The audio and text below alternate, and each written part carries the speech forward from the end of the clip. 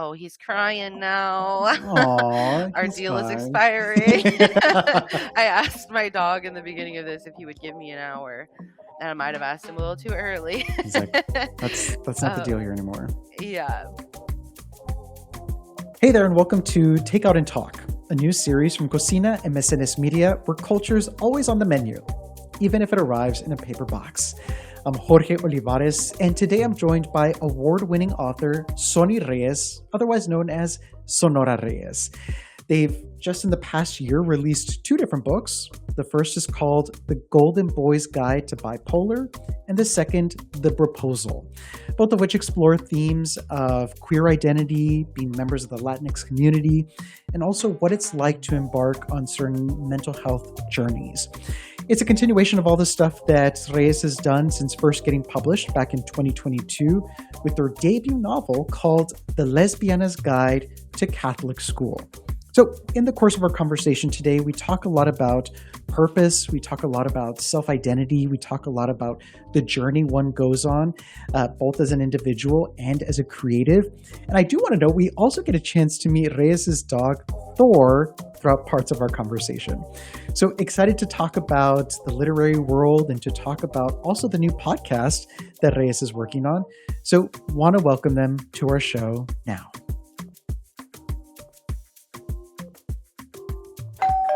Well, I'm excited for us to have this conversation. One, because I'm a fan of your work and I've been wanting to make this happen for a while now. Two, I just love talking to other Mexican-American identified folks because like there's a secret language that we speak, Yeah. just like 100%. in our eyes, in our bodies, in our just like overall language. So thank you for not only meeting me for the first time in this very innovative, like thanks to technology way, but two, that you're willing to eat with me, which I know can be a very personal thing for some folks. So thanks for being open to that. Like being Always open to eating. Definitely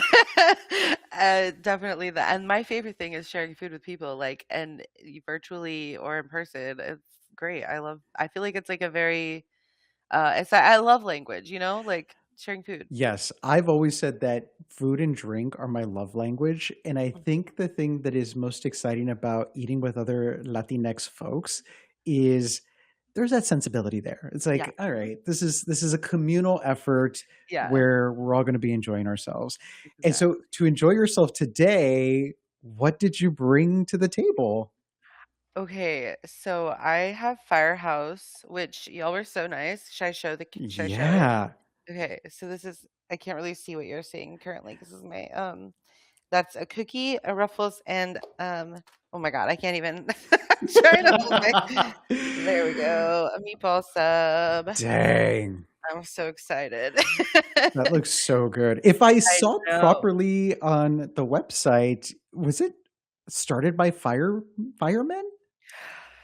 You would know more about that than me if you Googled it. But that would be really cool. And if that's true, then I love it even more. I love So that. hopefully that's true. I love that. Is this so I think the thing that I've appreciated over the past couple of episodes that we've done for Takeout and Talk is seeing folks either try something new for the first time or go to a place that has long been part of their kind of like takeout repertoire. Yeah. How where does this lie for you? Okay, so I'm not gonna lie, I was like thinking a lot about how expensive it was gonna be because I don't know. I can't get out of that like of if someone else is like buying my food.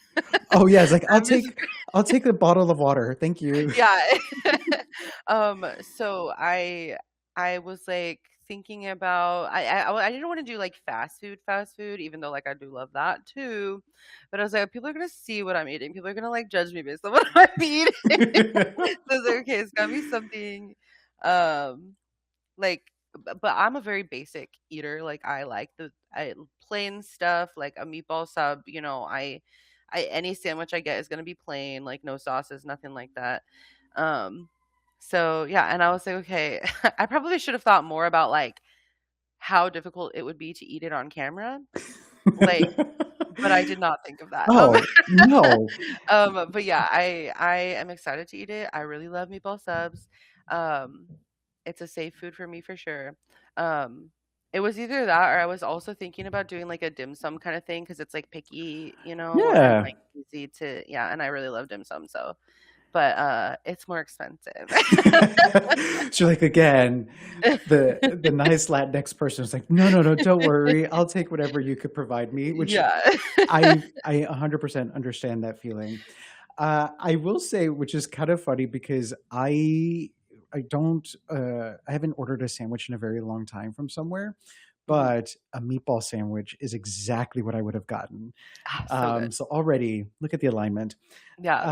For myself, I went with a place here in San Francisco called it's a place called Craftsman and Wolves, and the reason I got it is because the name of the place just sounds very literary to me. It does. It's like, oh, it's like some fable. And I got this avocado toast, which Ooh. I know I sound like an annoying Californian right now. I promise I'm not originally from here, but it has hummus. Hold on, I pulled up the menu because I wanted to make sure that I got everything right because it's such a pretentious meal, but I kind of am excited for it. Looks very fancy. It's got avocado, a poached egg, pea hummus, roasted vegetables, including cauliflower and carrot, borscht. See, I don't even know how to say this name of cheese, and shallots on sourdough. Wow, that's so fancy. I believe me, I was like, "What am I gonna get from here?" And, like any good Mexican, I was like, "Aguacate? I'll take it. Let's do it." Yeah. Mhm. Especially because 'cause they're so pricey right now. Let's everything. Yeah, yeah, yeah. Aguacate. Um, I wanna ask because I've never been to Arizona other than, like, airports. You're calling us right now from Arizona, from Tempe, Arizona. Mhm. So, like, I want to think that Tempe is a huge city. Is it? Like, is the food I scene, mean, everything kinda crazy? I think okay, so it's definitely like it's a college town, but Phoenix is the big city, and we're right there. So Phoenix is huge. I think Phoenix is actually like number 5 biggest city in the world, in not the world, in the country, in the Imagínate, it's just United like, States.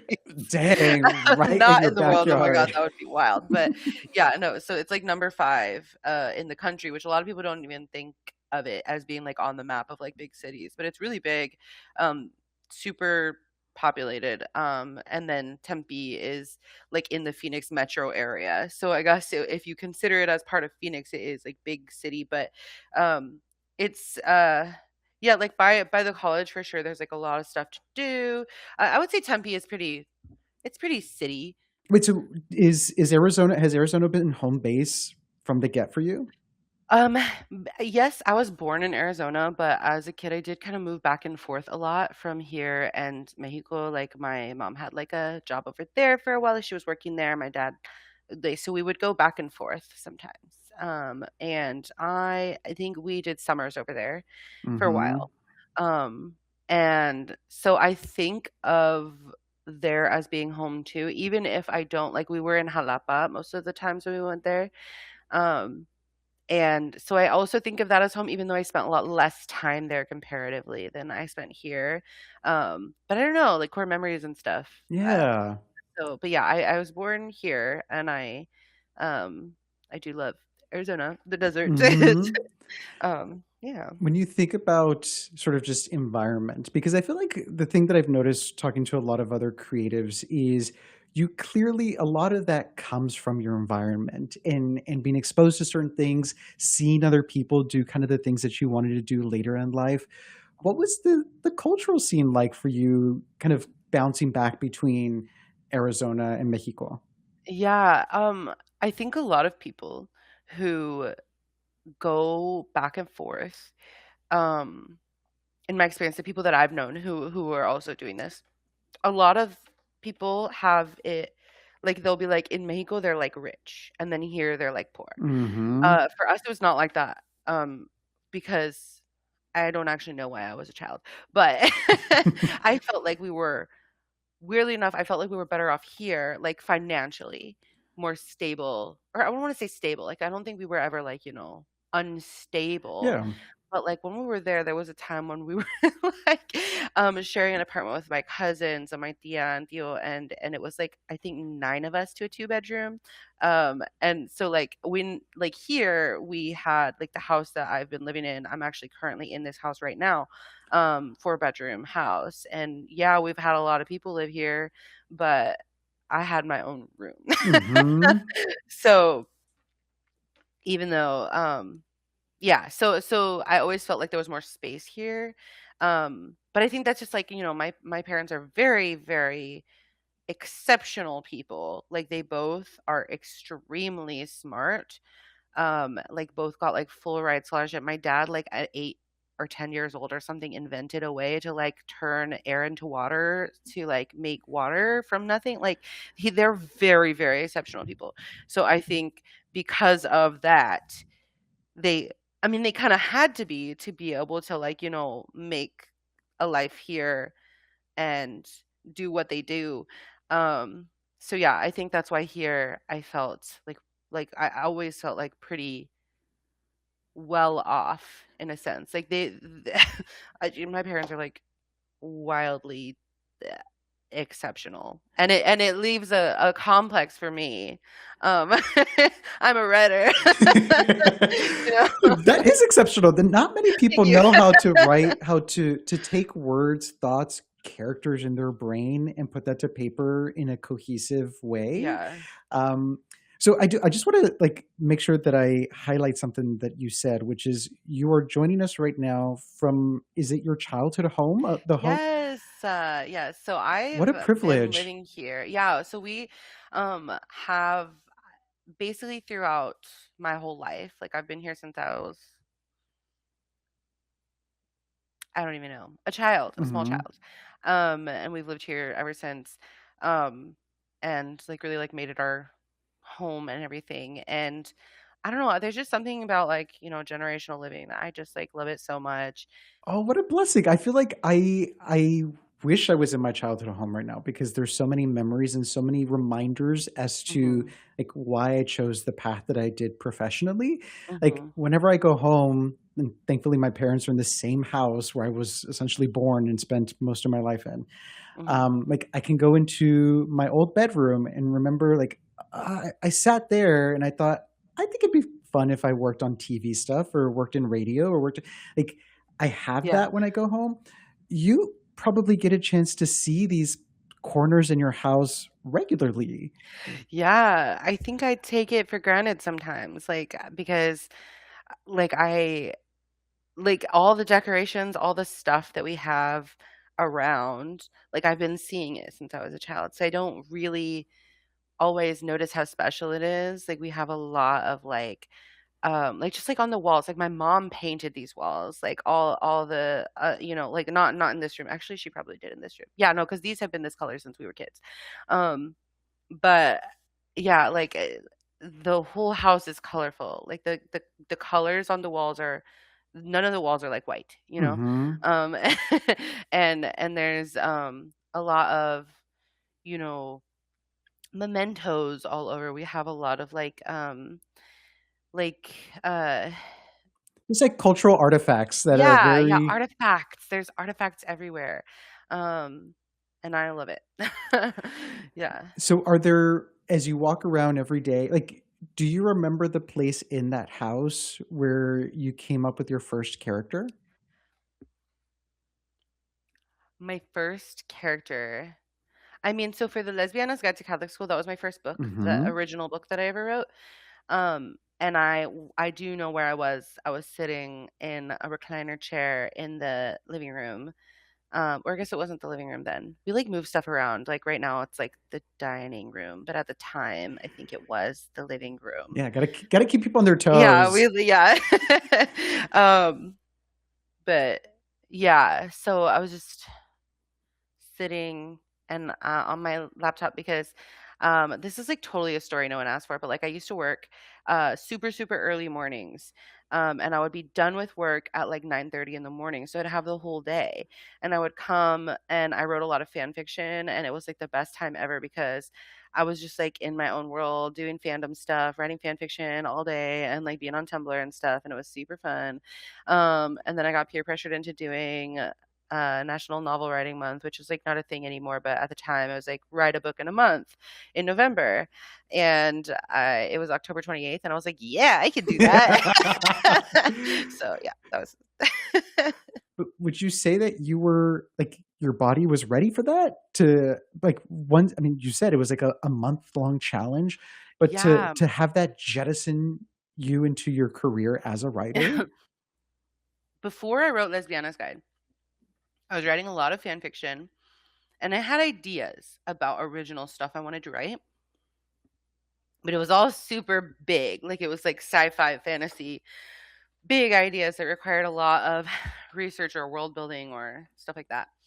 And so when I got the idea to write a novel in a month, 3 days before I had to actually start writing it, I was like, "Oh, well, I can't actually do a lot of planning before this. I have 3 days to plan a book. So, I have to write about something I know, which is, I went to Catholic school." Mm-hmm. And at the time, I thought I was a lesbian. Um, didn't know that I was not a girl. But yeah, so um that was something that I knew intimately, that I was like, I don't have to do research about this. I could just take from my own experience of what Catholic school is like as a queer person and go and that'll be so easy, right? Like I thought it was gonna be super easy and it was not, because it turns out when you draw from your own experience, there's a lot of like um unpacking you have to do. Like if there's, especially like, because I don't write like, I like there to be a lot of joy in my books, but they're also quite heavy at times. So there was a lot of stuff I had to like heal from as I was writing it. So it was like really difficult. I don't think I was ready for that part.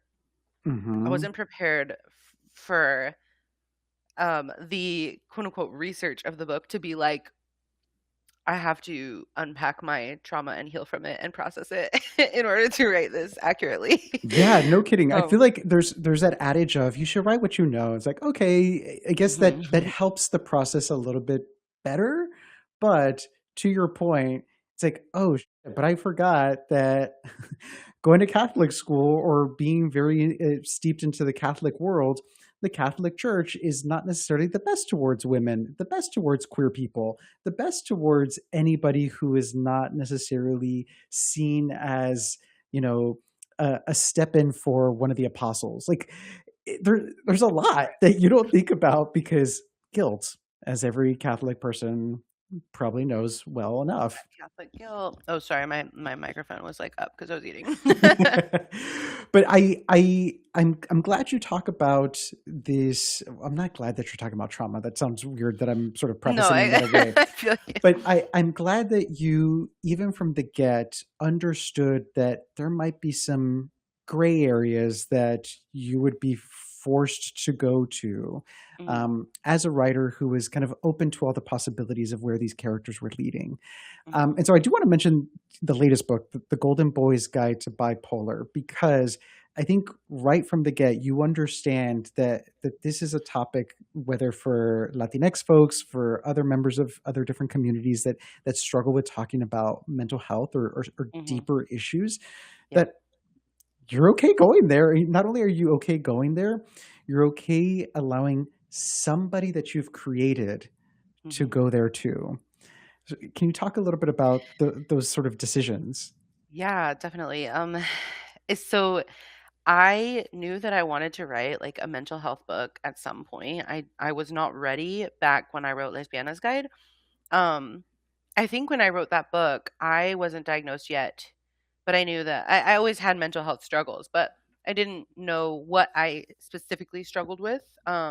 My diagnosis is schizoaffective disorder, which is, for me, bipolar and schizophrenia, but it's basically like a mood disorder plus psychosis, or like so like schizophrenia, plus like depression or bipolar.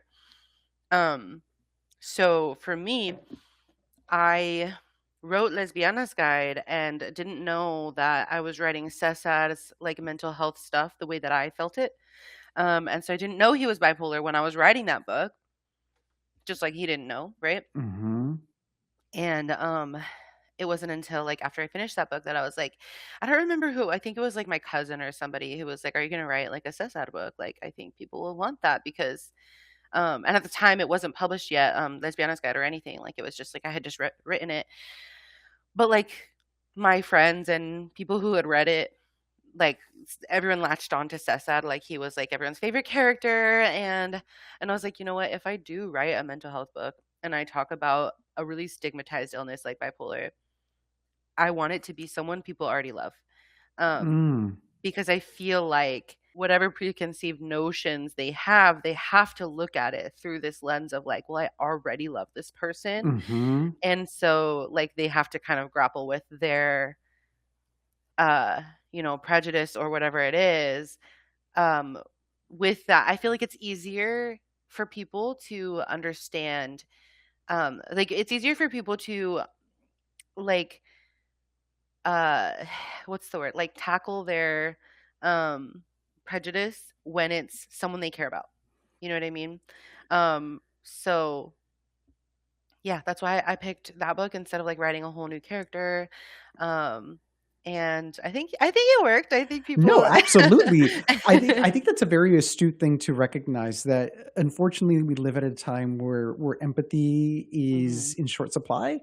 Yeah. And sometimes the easiest way to empathize is to recognize. And when Yeah. you recognize somebody either in your life, recognize some characteristics within yourself, you're like, oh, I Yeah. can understand and I can totally, see what this person's journey is like.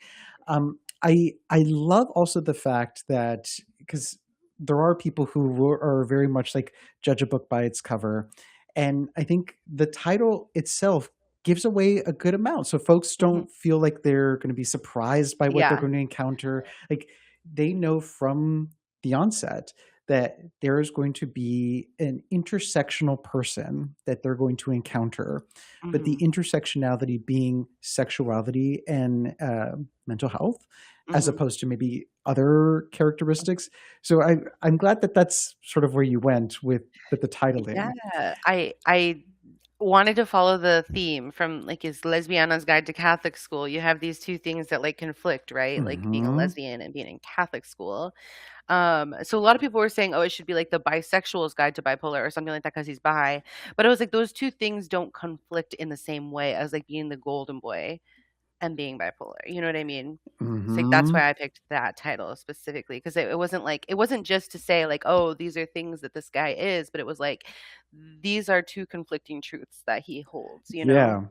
And I feel like it was the same with the first one. Talk about that the qualifying kind of descriptor of somebody aiming to be a golden boy.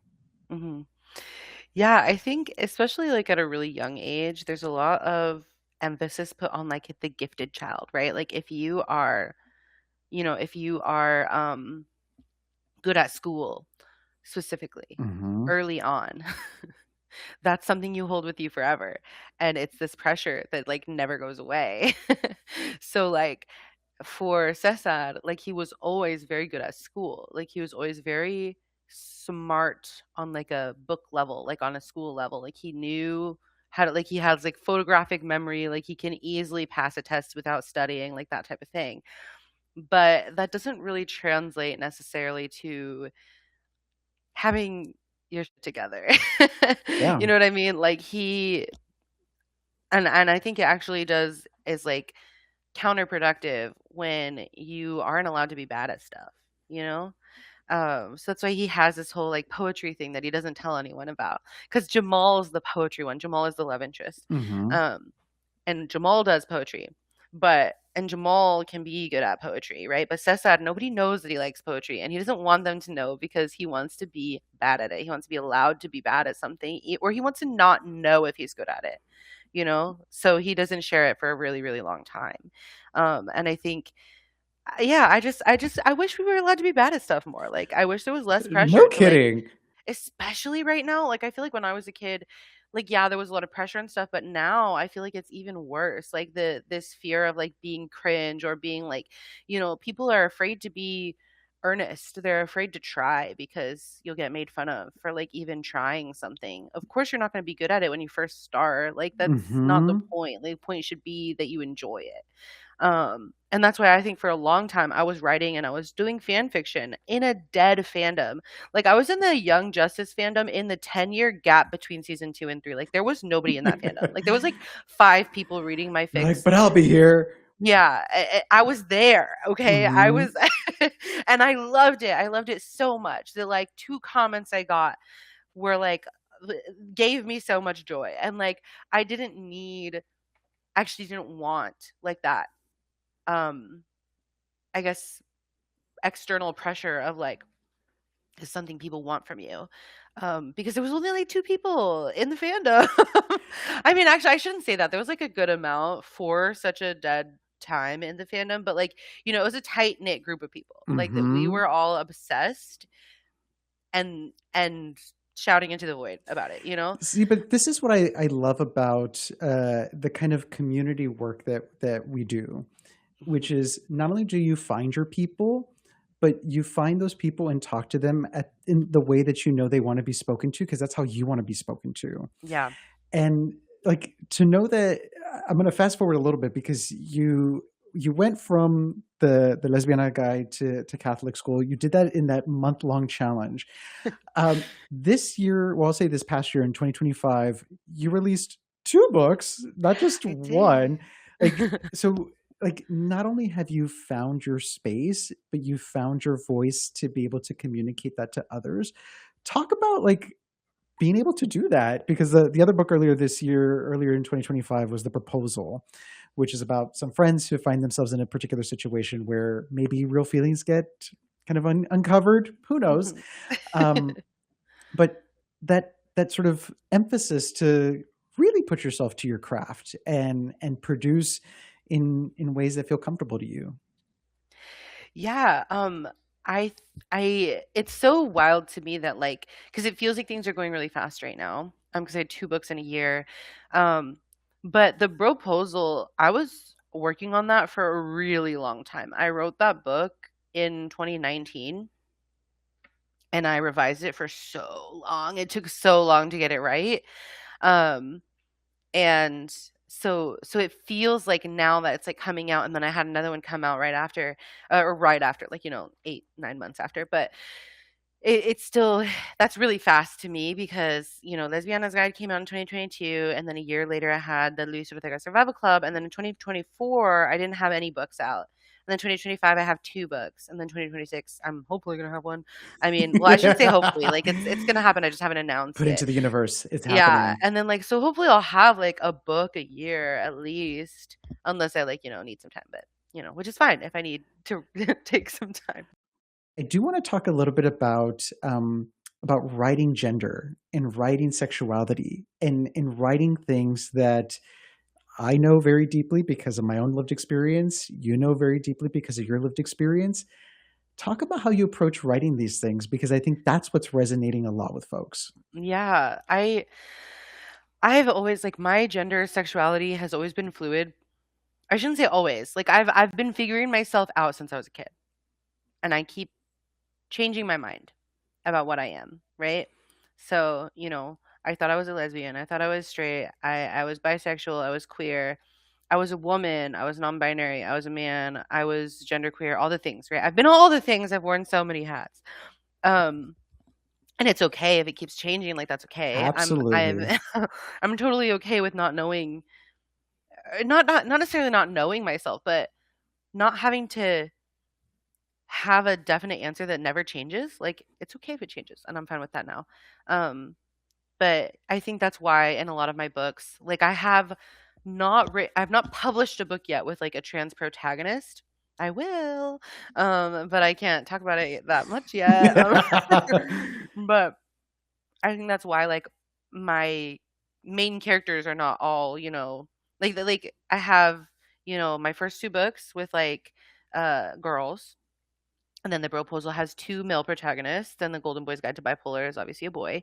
Um my next book is gonna be a trans guy protagonist.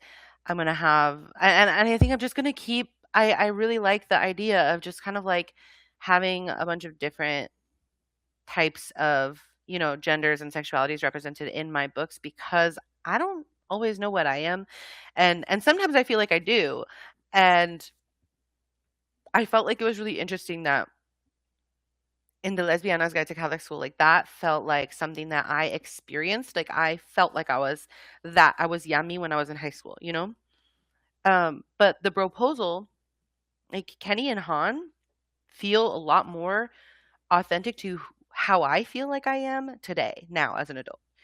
So a lot of people will look at me and see me as like a woman and assume that like Lesbianas Guide to Catholic School is the one that's more like authentic to my lived experience, which like it is, but at the same time, Broposal, like, I don't have those parts that they've got. But as far as like how I feel as a person, like that feels very true to like I feel like those guys are like very I relate so hard to them. And it's just an interesting thing to like have the way that you're perceived be so heavily on like um Sexual markers. Like everybody yeah, bases your experience based on the sexual markers that they can identify visually. yeah, As soon as I saw this, I knew I had to bring it up with you, okay. particularly because of, as somebody who does podcasting, I love when we can create community and space for folks who are very much fans of the work that we do and just want to be a part of the conversation. You are hosting a new podcast called I Beady Bitty am. Book Pod with fellow writer Johnny Villa. Tell me about the genesis of this idea and kind of what we can expect with a podcast titled in such a beautifully kind of Chicanx way. Thank you. I'm super, super excited about it.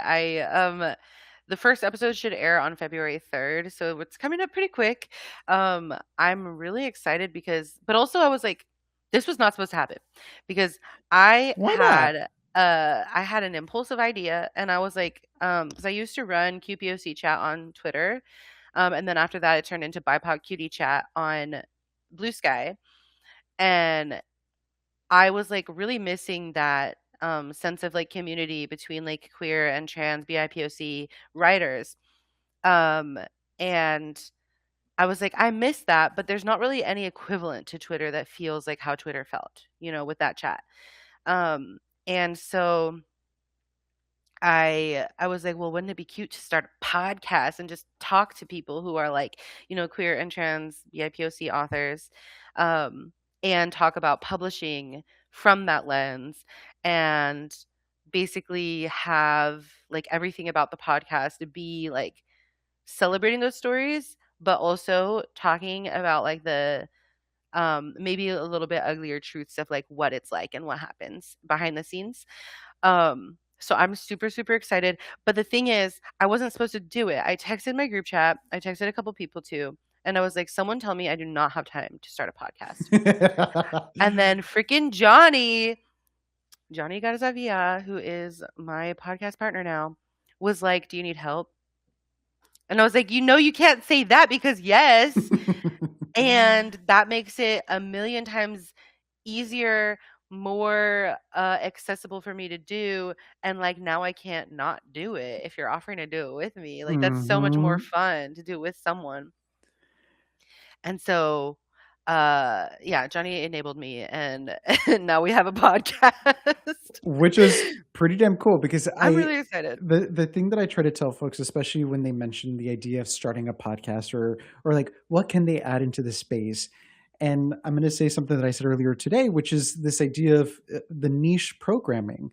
Like if you really want to succeed, it helps talking to the people that Mhm. are longing for conversation and Right. longing for inclusion Mhm. because they think their interests are out in left field or like Mhm. nobody could possibly like what I like or talk about what I like or just be somebody that I am. Yeah. And so to be able to talk from this particular POV and to offer listeners this particular POV is a very exciting thing.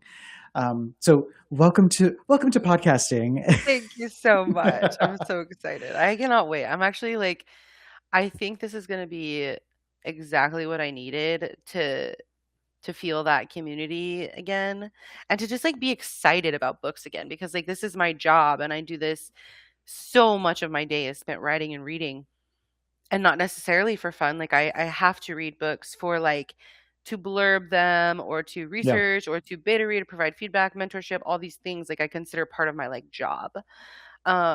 And so just like having a podcast about this that's just like for fun and I can like we could talk about books and I can like kind of rekindle that love for stories for fun. Hmm. Um I'm really excited about that and I think it'll be a great thing. I'm super Yeah. excited. I'm curious because you did mention a little bit about part of what you consider your job being is mentoring Mhm. and kind of filling that void for some folks. For anybody who's listening who's thinking about writing a novel in a month or in weeks or however much time that they have, um, what is like one or two things that you think would set them on the right way? Yes. My first piece of advice is always no advice is for everybody. So whatever advice you hear, like try to get to the core of like why that advice is being given. Don't just take it as like that is, word of God. Because people will say write every day. People will say you don't use dialogue tags or like whatever the freaking advice is. It doesn't matter what it is. But like why are they saying that? So for write every day, they're saying that because it helps to start a habit of writing. You know what I mean? But not everyone can write every day. If you're disabled, if you have kids, if you have two jobs, whatever, like people are busy. You can't always write every day. But um basically ignore any advice that feels like it doesn't work for you. Um and try to figure out a way to like reframe it into what works for you. And then my second piece it's like it is about like community, right? Like find your people and not everybody is super social or likes to be super social. And you don't have to like go and message everyone and be like, I really like you and I think we should be friends. I do that. But you don't have to do that. But like if you are reading stories and consuming media about people that you find yourself in community with or that you want to be in community with, um I think it's just like important to remember like none of us are in this alone. Like we are all trying our best and whether go out and reach out to people to try to like form like a community, you don't have to do that. But like just kind of like giving support in whatever ways you have available to you.